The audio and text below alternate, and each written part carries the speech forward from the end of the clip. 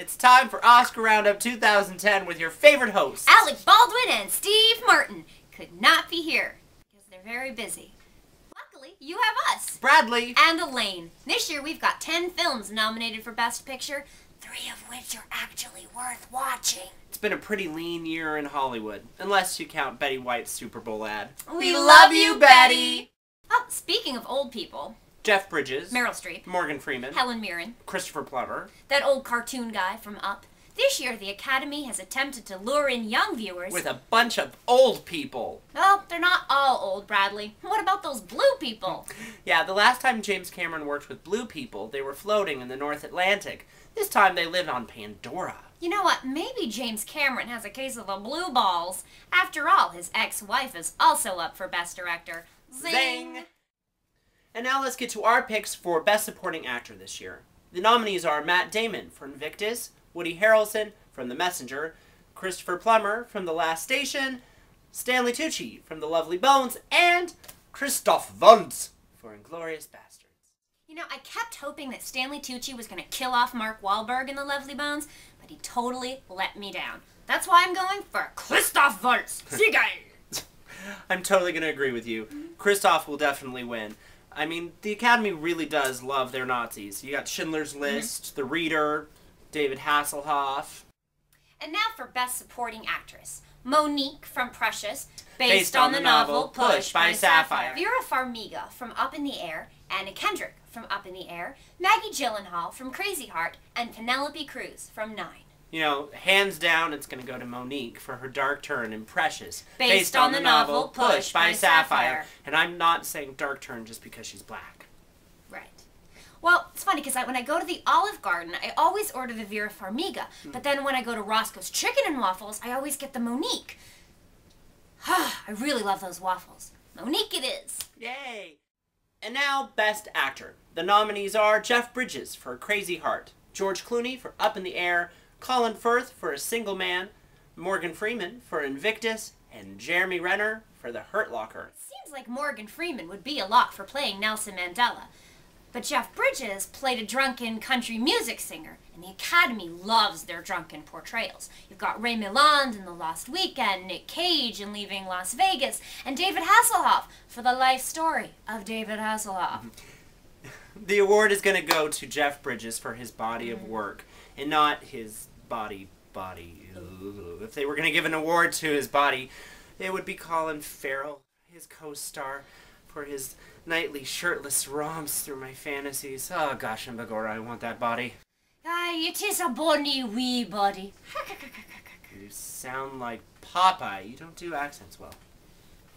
Anyway, how about Best Actress? Nominees this year are Gabourey Sidibe from Precious, based on the novel Push by Sapphire, Carey Mulligan for An Education, Helen Mirren for The Last Station, Sandra Bullock for The Blind Side, and Meryl Streep for Julie and Julia. Oh, bon appetit!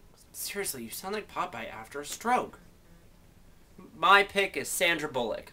What, for her body of work? Who can forget these classics? Oh, come on, Elaine. Everyone knows you have Hope Floats hidden under your bed. Shut up! You have let your gay brethren down, Bradley. It has been 27 years since Meryl took home the prize. For gay shame! For gay shame! Now, Best Picture. One of these will win the Overstatement Prize of the Year. Which one of these gems will it be? Avatar, The Blind Side, District 9, The Hurt Locker, An Education, Inglourious Basterds, Precious, based on the novel Push by Sapphire, A Serious Man, Up, and Up in the Air. And now, clips from selected nominees.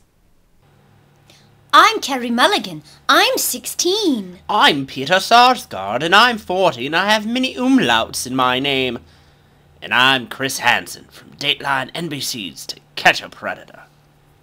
Bam, bam, bam, bam, bam, bam, bam, bam, bam, bam. Give me a bucket of fried chicken. I'm late for class. Uh-oh, I better run. Monique is nasty. Mariah Carey's not wearing makeup.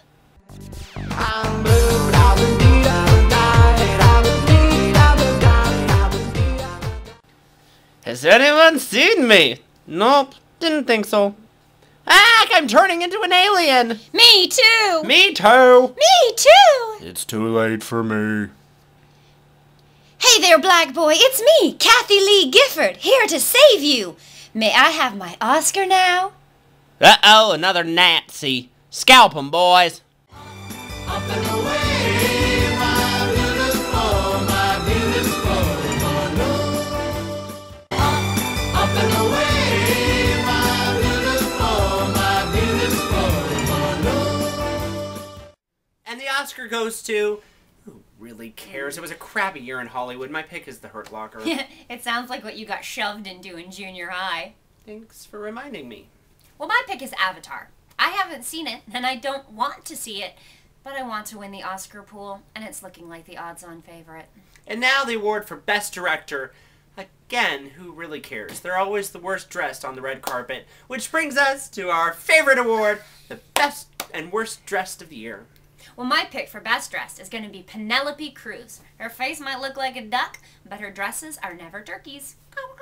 My pick is Sandra Bullock. Girl knows she's going to win this year, and she's going to look fabulous.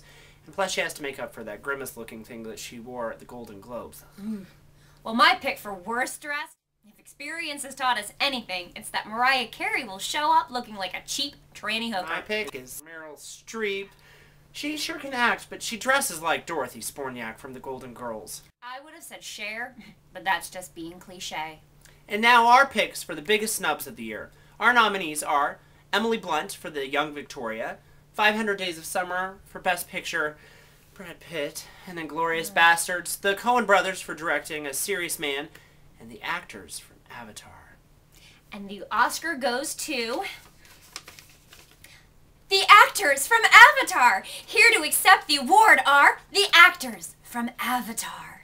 This came as such a surprise. I didn't have anything prepared. Wow, they don't tell you how heavy this thing is. I want to thank my motherboard. Wait, don't start the music. I still have to thank my agent at William Morris and the great acting teacher, Mark Wahlberg. Thanks for being such an inspiration. Well, there you have it. Our picks for 2010. What a truly average year in entertainment. Yeah, hopefully next year we'll have more musicals, testicles, and chesticles. Yeah. Until then, all 10 of you who watch this, I'm Elaine. I'm Bradley. Life can be a drag. Your face might sag, But you've you've always got the fag and the hag.